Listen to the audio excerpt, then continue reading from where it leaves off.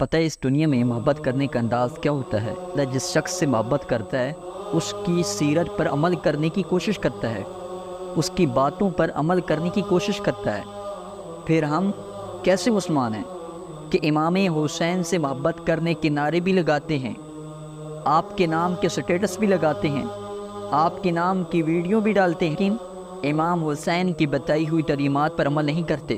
نماز ہم نہیں پڑھتے، اخلاق ہمارے برے ہیں، لوگوں کو تکلیفیں ہم دیتے ہیں، لیکن امام حسین سے محبت کے نعرے لگاتے ہیں، سٹیٹس بھی لگاتے ہیں، لیکن امام حسین کی سیرت پر عمل کرنے کی کوشش نہیں کرتے، اپنے جسم کو تکلیف پہنچاتے ہیں۔ یہ کیسی محبت ہے؟